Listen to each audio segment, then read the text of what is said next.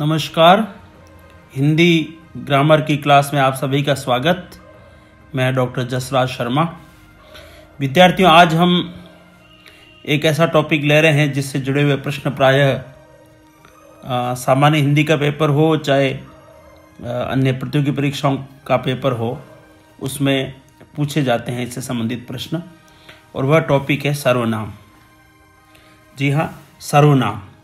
तो आज की कक्षा में हम बात करेंगे सर्वनाम किसे कहते हैं, सर्वनाम क्या है और सर्वनाम के कितने भेद हैं, कितने प्रकार का सर्वनाम होता है और उन भेदों के अंदर मुख्य बातें क्या क्या है और प्रत्येक परीक्षा के अंदर किस तरह के प्रश्न पूछे जाते हैं, ये भी मैं आपको अंत में बताऊंगा।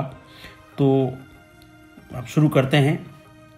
उससे पहले एक बात आपके लिए कि अगर आप इस चैनल पर नए हैं तो आप अपने इस चैनल को लाल बटन जो सब्सक्राइब लिखा हुआ है उसको अवश्य दबाएं, फ्री है, और घंटी का चिन्ह भी अवश्य दबाएं जिससे आपको नए वीडियो का अपडेट मिल सके। हम क्लास शुरू करते हैं। सर्वनाम। सर्वनाम जो शब्द है, जैसा आप स्क्रीन पे देख पा रहे हैं, सर्वनाम शब्द का जो अर्थ है वो होता है सबका नाम। सर्वनाम शब्द का अर्थ क्या होता है? सबका नाम। ठीक है, सर्व मैंने सब, नाम मैंने नाम, मैंने सबका नाम। अब आप इसको पहले समझ लीजिएगा, सबका नाम का मतलब क्या हुआ कि भाई जो सर्वनाम है वो सबके लिए प्रयुक्त होता है ना। यानी अच्छा, ये तो हम जानते हैं कि अभी मैं परिभाषा आपको दूंगा कि सर्वनाम क्या है, लेकिन इसका आप इतना ही समझिए अभी कि सर्वनाम का अर्थ होता है सबका नाम। ठीक है, अब कैसे सबका नाम हुआ, इसका परिभाषा स्पष्ट हो जाएगा। अब देखिएगा, इसकी परिभाषा क्या बनती है?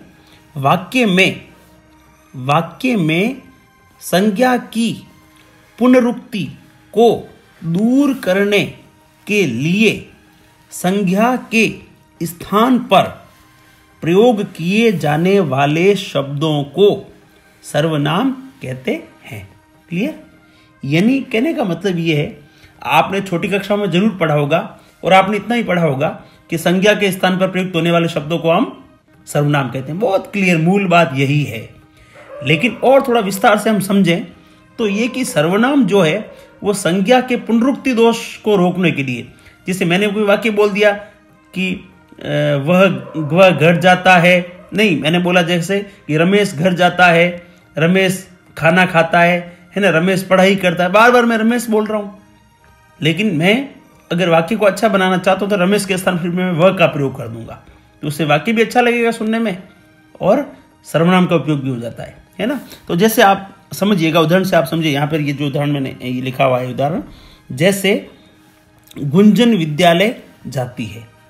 ठीक है, उसी प्रकार से वह वहां पढ़ती है। ठीक है, दो वाक्य हो गए, गुंजन विद्यालय जाती है और वह वहां पढ़ती है। ठीक है, यहां देखो आप, पहले वाक्य में गुंजन तथा विद्यालय, ये दोनों क्या है? विद्यालय शब्द संज्ञाएं हैं। क्लियर? गुंजन भी संज्ञा है और विद्यालय भी संज्ञा शब्द है। ठीक है, दूसरे वाक्य में गुंजन के स्थान पर वह तथा विद्यालय के स्थान पर वहां शब्द प्रयुक्त हुए हैं। क्लियर? अब देखिए, अब बस यही सर्वनाम है। ठीक है ना। अतः वह और वहां शब्द संज्ञाओं के स्थान पर प्रयुक्त हुए हैं, इसलिए इन्हें हम क्या कहेंगे? इसलिए इन्हें हम सर्वनाम कहते हैं। क्लियर होगी बात? यानी आप समझिएगा कि सर्वनाम हमेशा संज्ञा के स्थान पर ही प्रयुक्त होंगे, ये एकदम क्लियर बात है। ठीक है ना।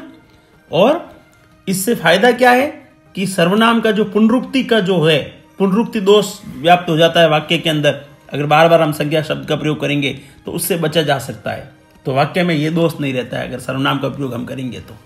ठीक है, क्लियर? अब जो है हम आते हैं सर्वनाम के प्रकार पे। सर्वनाम किसे कहते हैं और सर्वनाम से क्या लाभ है, सर्वनाम क्या है, ये बात क्लियर हो चुकी है। क्लियर? सर्वनाम का अर्थ हो गया सबका नाम। ठीक है, प्रयुक्त किसके स्थान पर होते हैं? संज्ञा के स्थान पर होते हैं। और किस लिए प्रयुक्त होते हैं? पुनरुक्ति से बचने के लिए। ठीक है, संज्ञा की पुनरुक्ति से बचने के लिए। क्लियर? अब हम आते हैं प्रकार। ठीक है ना? तो सर्वनाम 6 प्रकार के होते हैं। कितने प्रकार के होते हैं? सर्वनाम 6 प्रकार के होते हैं, है ना? जैसा आप ये देख पा रहे हैं लिखा हुआ, सर्वनाम 6 प्रकार के होते हैं। पहला आता है पुरुषवाचक सर्वनाम। पहला कौन सा आता है? पुरुषवाचक सर्वनाम। नाम से स्पष्ट है ना? अच्छा, आप स्क्रीन पे जो देख रहे हैं साथ साथ में आप लिख भी सकते हैं, लिखना चाहिए आपको, क्योंकि जब तक आप लिखोगे नहीं तब तक आपको सही समझ में नहीं आएगा। और लिखी हुई चीज़ हमें याद भी बहुत रहती है, लंबे समय तक याद रहती है, इसलिए आप लिखिए इसको साथ साथ में, तो ज़्यादा अच्छा रहेगा आपके लिए, है ना? तो पहला आता है पुरुषवाचक सर्वनाम। ठीक है ना? तो जिन सर्वनामों का प्रयोग बोलने वाले, सुनने वाले या अन्य किसी व्यक्ति के स्थान पर किया जाता है उन्हें पुरुषवाचक सर्वनाम कहते हैं। क्लियर? देखो थोड़ा सा और क्लियर करता हूं मैं आपको। कहने वाला मैं, क्लियर? सुनने वाले आप, क्लियर? और किसी अन्य के बारे में मैं बता रहा हूं आपको, तो वो हो गया अन्य, है ना? यानी वे, है ना? वे, वह, जो भी। क्लियर? तो ये सारी चीजें जो है वो पुरुषवाचक सर्वनाम में आती है। इससे संबंधित जो भी शब्द हैं वो सब के सब पुरुषवाचक में आते हैं। इसको भी हम 3 भागों में जो है बांट सकते हैं। पहले आप इसको देखो, मैंने आपको क्लियर कर दिया है। पुरुषवाचक सर्वनाम कितने प्रकार का होता है? अब 3 प्रकार के होते हैं। ठीक है, पुरुषवाचक सर्वनाम 3 प्रकार के होते हैं। क्लियर? अब हम तीनों को बारी बारी से इसको समझने का प्रयास करते हैं। पहला जो है वो है उत्तम पुरुष। ठीक है, उत्तम पुरुष सर्वनाम। ठीक है, उत्तम पुरुष मतलब समझ लीजिए इसकी परिभाषा को देखिए। वे सर्वनाम शब्द जिनका प्रयोग बोलने वाला व्यक्ति स्वयं अपने लिए करता है। ठीक है, यानी कि उत्तम पुरुष में क्या हो गया? जो बोलने वाला व्यक्ति है वो स्वयं अपने लिए करेगा। जैसे मैं, हम, हमें, है ना? जैसे अभी आप देख लीजिए शब्द लिखे हुए नीचे, है ना? जैसे मैं, हम, मुझे, मेरा, है ना? हमारा, है ना? हमें आदि, ये सब के सब शब्द हैं वो किस में आते हैं? उत्तम पुरुष में, है ना? उत्तम पुरुषवाचक सर्वनाम में आते हैं। दूसरा आता है मध्यम पुरुषवाचक सर्वनाम। ठीक है, इसमें वही सुनने वाला। ठीक है ना? तो आप देखिए परिभाषा क्या बन गई इसकी। वे सर्वनाम शब्द जो सुनने वाले के लिए, वे सर्वनाम शब्द जो सुनने वाले के लिए प्रयुक्त किए जाते हैं उसे हम क्या कहेंगे? मध्यम पुरुष वाचक सर्वनाम। क्लियर? अब जैसे इसमें कौन कौन से शब्द आते हैं? जैसे तू, तुम, तुझे, तुम्हें, तेरा, आप, आपका, आपको आदि, है ना? और ये हिंदी के विशेष शब्द है। देखिए हिंदी में अपने से बड़े या आदरणीय व्यक्ति के लिए तुम की, है ना? तुम की अपेक्षा आप सर्वनाम का प्रयोग किया जाता है ना? हमारे यहाँ पर हिंदी में जो है आदर सूचक शब्द है आप, तो तुम की जब हमसे कोई बड़ा व्यक्ति होता है तो हम उसके लिए आप शब्द का उपयोग करते हैं, है ना? तो ये भी तुम और आप, ये दोनों इससे जुड़े हुए संबंधित जो शब्द है वो जो है मध्यम पुरुष सर्वनाम शब्दों में आएंगे। ठीक है, तीसरा आता है अन्य पुरुष, जिसके बारे में हम बात करते हैं, अन्य पुरुषवाचक सर्वनाम। ठीक है, तो इसकी परिभाषा हो जाएगी, वे सर्वनाम जिनका प्रयोग बोलने तथा सुनने वाले, प्रयोग तो कौन करेंगे इसका? या तो बोलने वाला करेगा या सुनने वाला करेगा। ठीक है, जिसका प्रयोग बोलने तथा सुनने वाले व्यक्ति किसी अन्य व्यक्ति के लिए करते हैं। क्लियर? यानी ये सर्वनाम वो है जो अन्य व्यक्तियों के लिए प्रयुक्त होता है। तो अन्य व्यक्ति के लिए जो करते हैं उसे हम क्या कहेंगे? अन्य पुरुष वाचक सर्वनाम। जैसे उदाहरण से आप समझ जाएंगे, जैसे वह, वे, उसे, इसे, उसका, इसका आदि, ये सब के सब जो है वो किस में आते हैं? अन्य पुरुष सर्वनाम के तहत आते हैं। ठीक है ना, क्लियर। अब पुरुषवाचक के बाद में, पुरुषवाचक सर्वनाम के बाद में जो दूसरा प्रकार है सर्वनाम का, वो है निश्चयवाचक सर्वनाम। क्या है? निश्चयवाचक सर्वनाम, है ना, नाम से स्पष्ट है ना। तो इसकी परिभाषा क्या होगी? वे सर्वनाम, है ना, वे सर्वनाम जो किसी निश्चित व्यक्ति या वस्तु का बोध कराते हैं उन्हें निश्चयवाचक सर्वनाम कहते हैं। क्लियर? मतलब ये जो सर्वनाम होंगे वो निश्चितता बताएंगे। वो वस्तु की निश्चितता भी बता सकते हैं, है ना, वो जो है व्यक्ति की निश्चितता भी बता सकते हैं। क्लियर? तो जैसे इसमें क्या शब्द आते हैं विशेष रूप से? जैसे यह निश्चित बता रहा है कि कौन है, कि यह है ना, वह, है ना, इस, है ना, उस, है, ये, वे आदि, है ना, ये, वे आदि। वह आपकी, है ना। अब जैसे ये वाक्य देखिए आप, वह आपकी घड़ी है। अब ये सीधी सी बात है, इसने एकदम निश्चित कर दी कि ये घड़ी किसकी है? आपकी है ना। ये आपकी घड़ी है, यानी आपकी घड़ी कौन सी है? यह है। क्लियर हो गया ना, ये सर्वनाम है। तो ये क्लियर कर रहा है कि घड़ी कोई मतलब किसी प्रकार की कोई अनिश्चितता नहीं है यहाँ पर, यह आपकी घड़ी है। ठीक है ना। इसी प्रकार से इस वाक्य में, है ना, यह आपकी घड़ी है, वाक्य में वह, ये जो है देखिए आपका, ये नहीं, ये वह है ना, वह आपकी घड़ी है, वह आपकी घड़ी है ना। तो वाक्य में जो वह शब्द है ना, वह शब्द निश्चयवाचक सर्वनाम है। क्लियर? इसी प्रकार एक और वाक्य देख लीजिएगा, यह मेरा घर है। इस वाक्य में यह शब्द जो है वो क्या है? सर्वनाम है। क्लियर? तो अब ये बता रहा है कि घर, मेरा घर कौन सा है? कि ये है ना।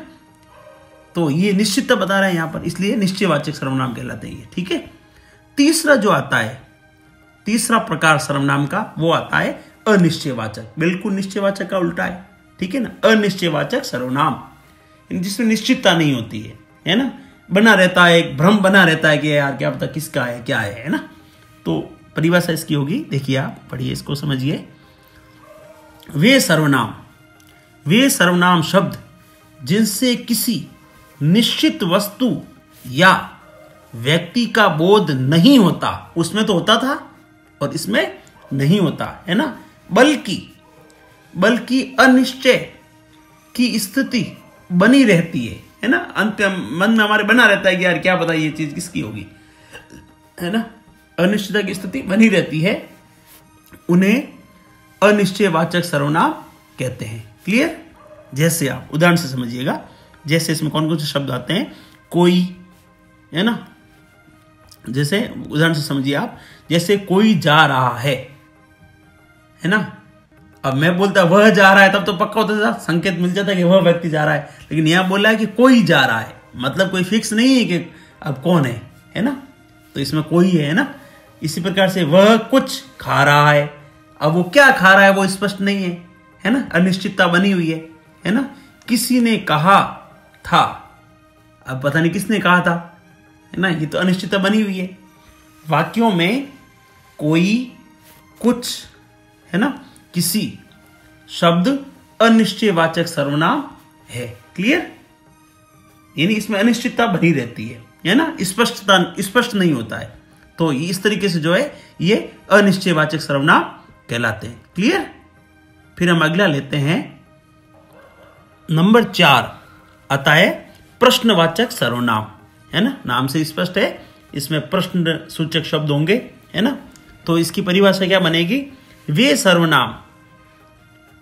सर्वनाम जो प्रश्न का बोध कराते हैं, क्लियर, या वाक्य को प्रश्नवाचक बना देते हैं, उन्हें प्रश्नवाचक सर्वनाम कहते हैं। यानी कहने का मतलब यह है कि ये वो सर्वनाम होते हैं जो या तो जो है प्रश्नवाचक, वाक्य को प्रश्नवाचक बना देते हैं, और या फिर प्रश्नवाचक मतलब ये जो प्रश्न है प्रश्न का बोध करवा देते हैं। अब जैसे दोनों में अंतर है, प्रश्न का बोध कैसे करेंगे, प्रश्न का चिन्ह लगा हुआ होगा, सीधी सी बात है ना, तुम क्या करते हो, कहाँ जाते हो, है ना, तो ये बोध करवा देंगे। और या फिर ऐसे कहाँ क्या ऐसा आएगा, तब तो क्या है कि वो प्रश्न का बोध करवा दिया।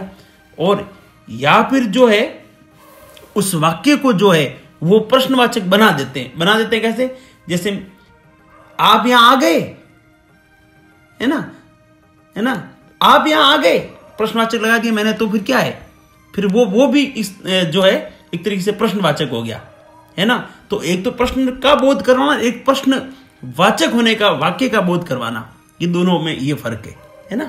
तो कहने का मूल बात ये है कि ये जो है इसमें प्रश्न सूचक शब्द होंगे, आप सीधा यही समझ लीजिएगा, है ना। तो जैसे ये शब्द दिए हुए, जैसे कौन गाना गा रही है, क्लियर। वह, दूसरा उदाहरण देखिए, वह क्या लाया, इसी प्रकार से किसकी पुस्तक पढ़िए। अभी जो उक्त वाक्यों में कौन है ना, ये देखो कौन, क्या, किसकी शब्द प्रश्नवाचक सर्वनाम है, क्लियर। तो यानी कि प्रश्नवाचक सर्वनाम नाम से ही पता चल जाएगा आपको कि वो प्रश्ननुमा वाक्य होगा, है ना। तो वहां पर हमेशा जो है प्रश्नवाचक सर्वनामों का प्रयोग होता है, क्लियर। अब नंबर 5 अगला आता है, नंबर 5 है वो संबंधवाचक सर्वनाम। नंबर 5 पे कौन सा आता है, संबंधवाचक सर्वनाम। संबंध से जिन वाक्यों को जोड़ते हैं, ये जोड़ने वाले शब्द होते हैं, है ना। तो परिभाषा हम इसकी लेते हैं, वे सर्वनाम, समझिए और ध्यान दीजिए इधर, वे सर्वनाम जो दो पृथक मैंने अलग, है ना, वे सर्वनाम जो दो पृथक बातों के स्पष्ट संबंध को व्यक्त करते हैं, उन्हें संबंधवाचक सर्वनाम कहते हैं।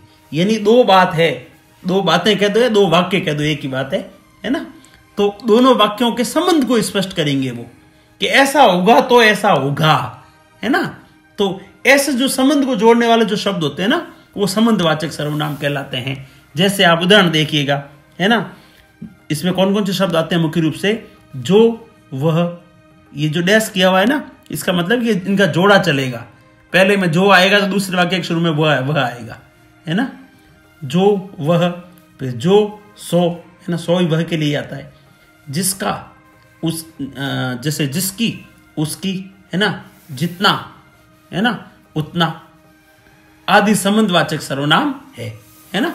अब जैसे वाक्य से समझ जाएंगे, उदाहरणार्थ देखिएगा, जो पढ़ेगा सो पास होगा, क्लियर हो गया, है ना। इसी प्रकार से जितना गुड़ डालोगे उतना मीठा होगा, क्लियर बात होगी।